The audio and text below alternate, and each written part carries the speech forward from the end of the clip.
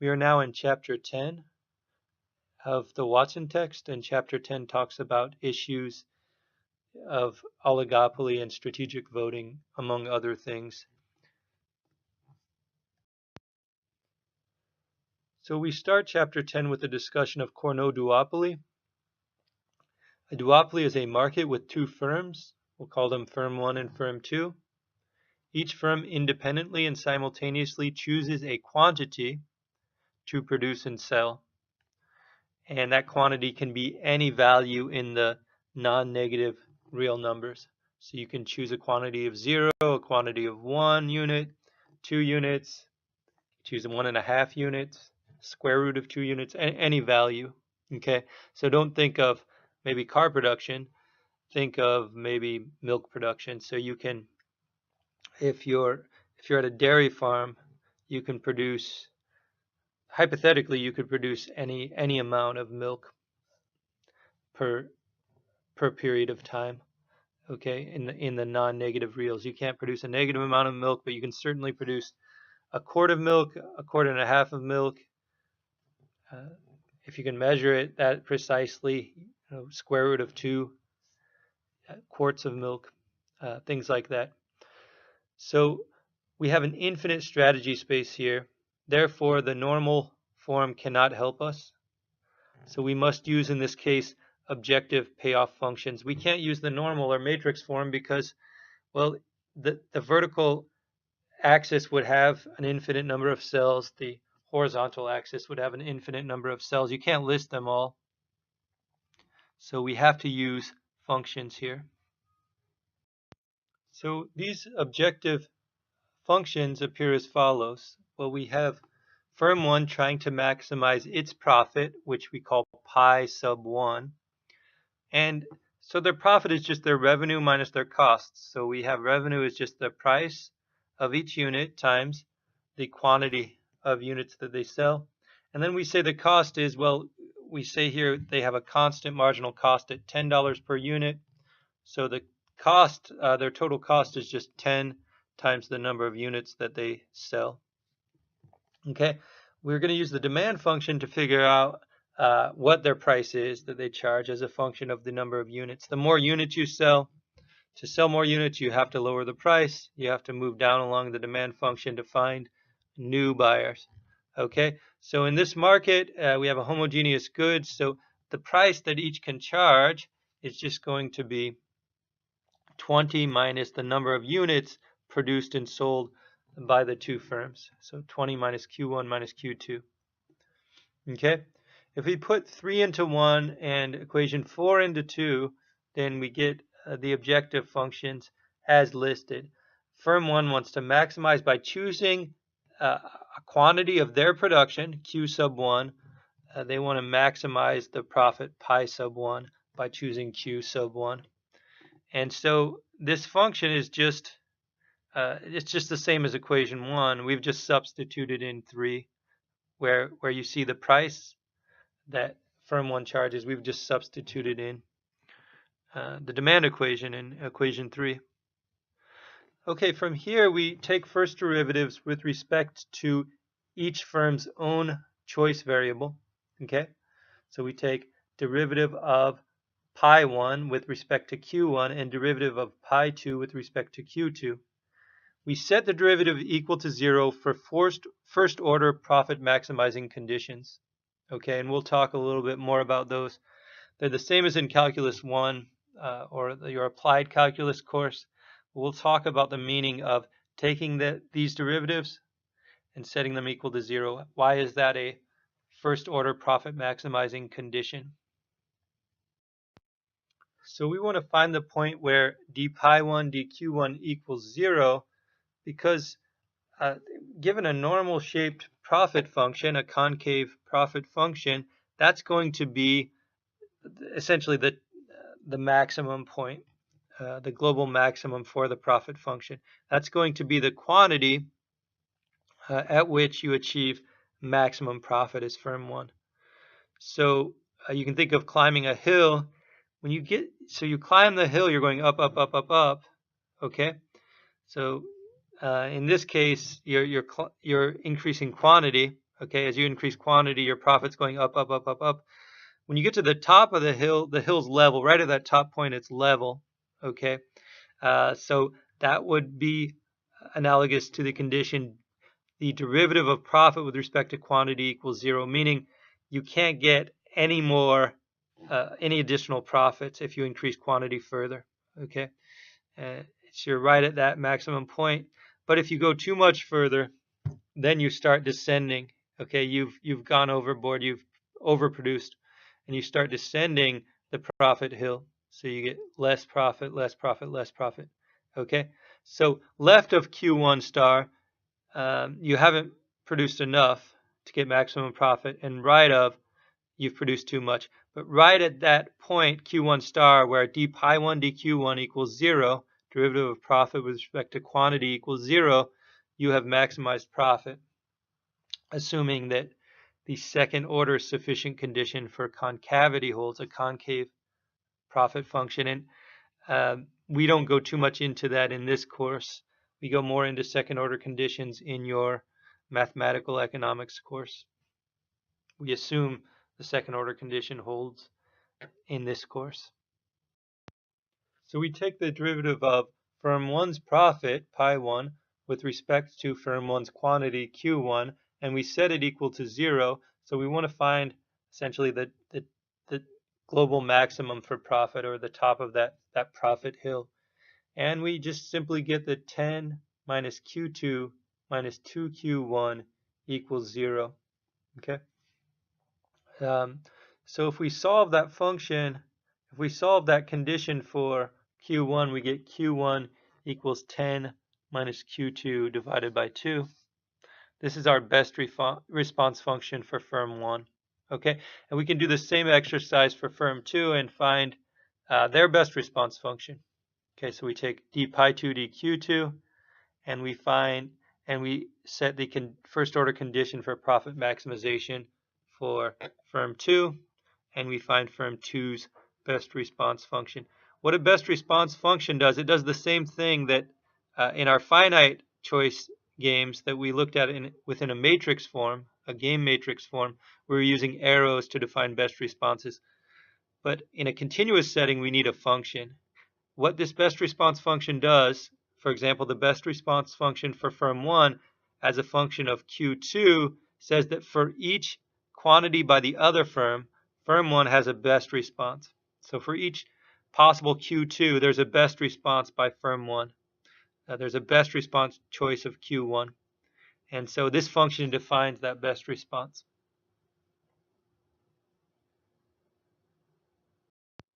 So by first order conditions 1 and 2, we know that Q2 plus 2Q1 equals 10 and Q1 plus 2Q2 equals 10. In other words, Q2 plus 2Q1 is equal to Q1 plus 2Q2. Therefore, Q1 must be equal to Q2. What this equation 3 says is that whatever Q1 does in equilibrium, we know Q2 will do the same thing, and vice versa. Okay? There's a symmetry between their best response functions.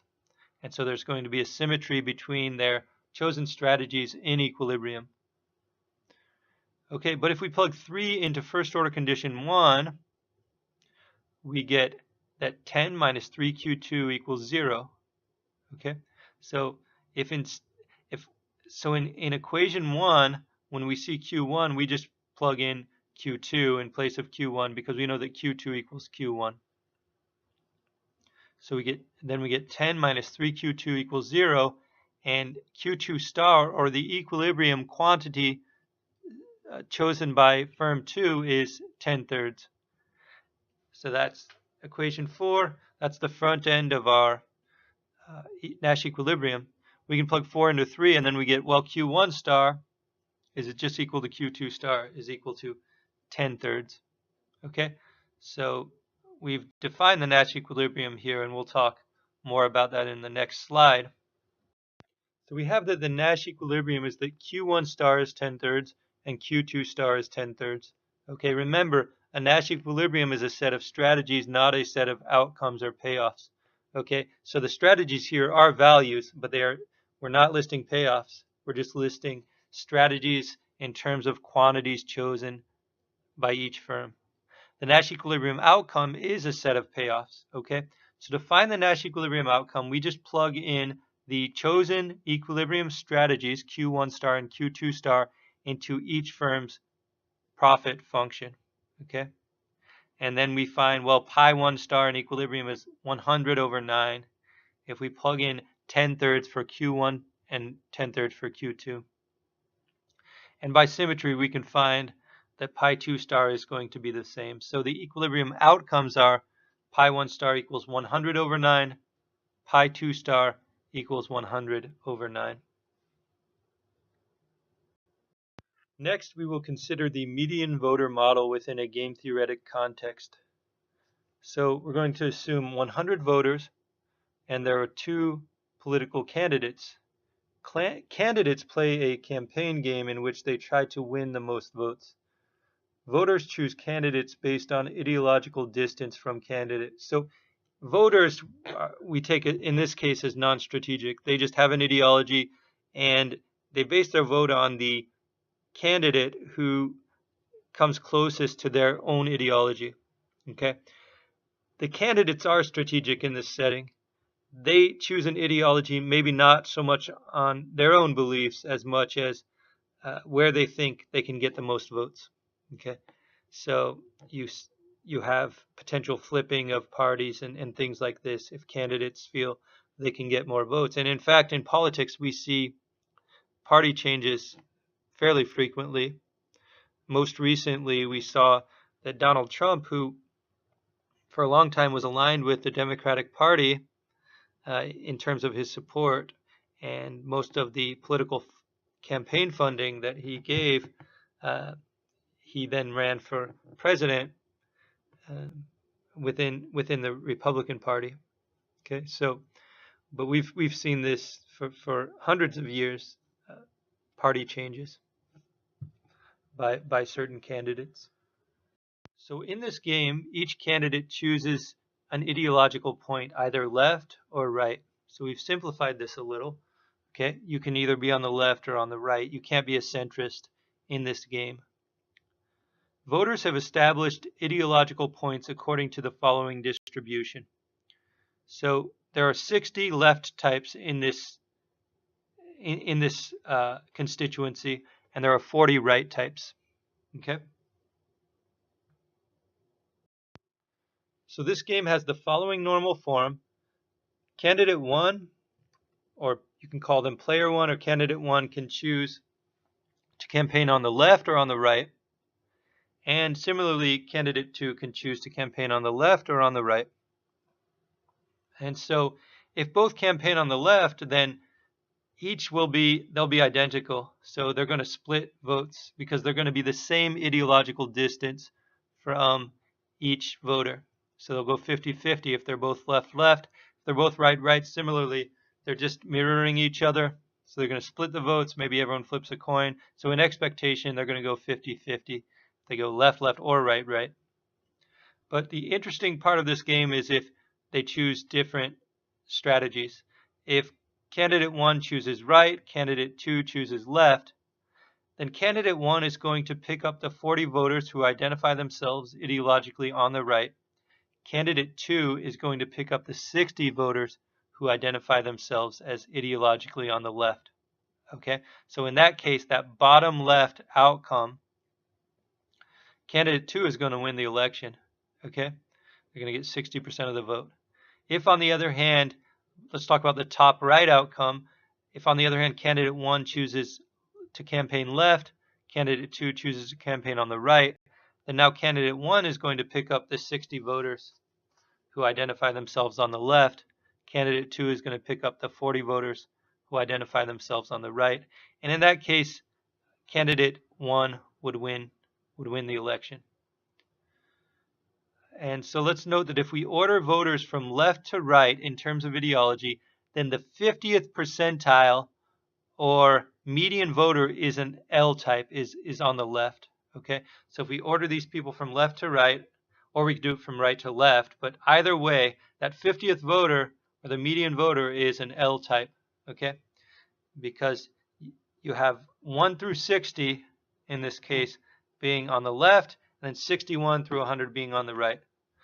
The median voter theorem says that vote maximizing candidates will campaign toward the median voter. Okay, so in equilibrium, we expect left to be the outcome according to the median voter theorem. Okay, and that's in fact what we get.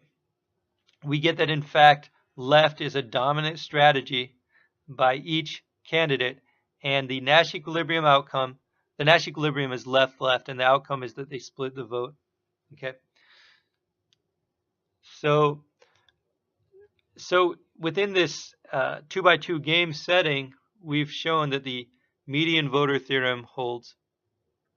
So the implication of the median voter theorem is that if Vermont politicians and Texas politicians were forced to switch places, okay, so as you know, Vermont is a very left-leaning state and Texas a very right-leaning state in terms of the voters. But if Vermont politicians and Texas politicians were forced to switch places, the politicians originally from Vermont would likely shift right. Okay, so they would start to mirror the median of Texas, and the politicians originally from Texas would likely shift left, according to this theorem. So now let us consider a case in which voters themselves are strategic. Voting mechanisms are meant to elicit the true preferences of voters. However, some voting mechanisms are not strategy proof and lead to what we call strategic voting or voting insincerely.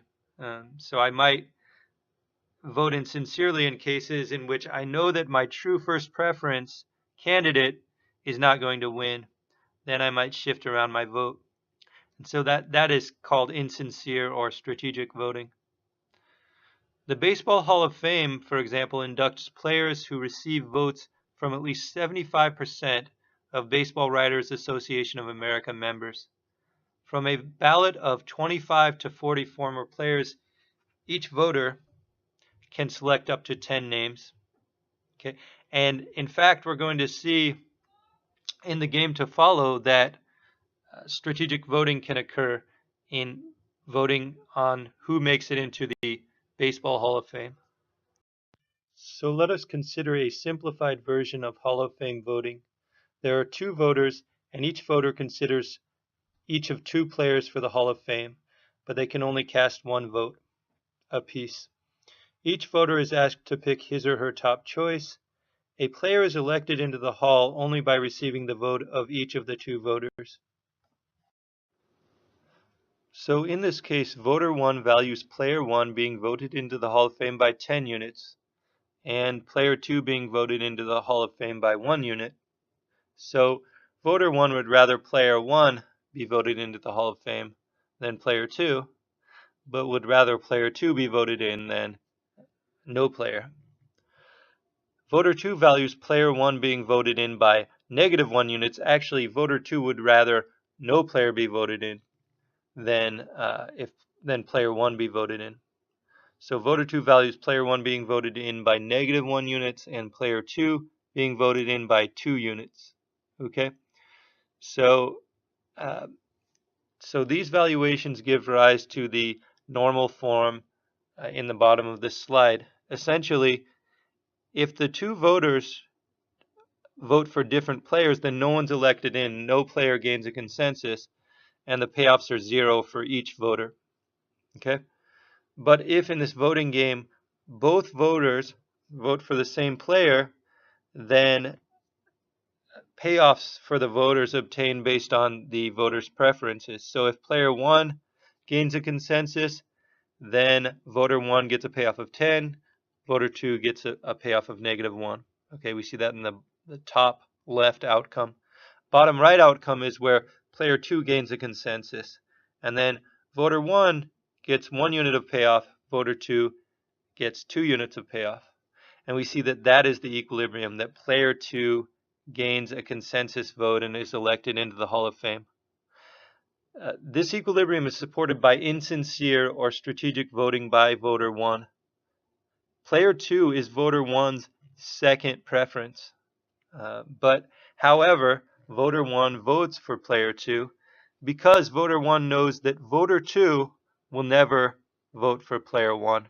Okay, so in insincere voting, the voter doesn't vote for their first preference, they vote for their first preference who they think can win. Okay, their first preferred preference that they think can win. And in this case, voter 1 is voting for player 2 because they would rather have player 2 be elected than no one. So despite valuing player 1 over player 2, voter 1 votes strategically for player 2 in the equilibrium of this voting game. So we say that voter 1 is voting strategically in this case.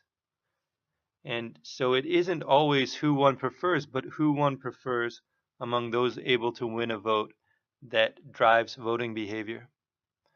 And so we call a voting mechanism subject to strategic voting, we call it strategically manipulable or non-strategy proof. And in this case, we've shown that consensus voting or unanimous voting is non-strategy proof.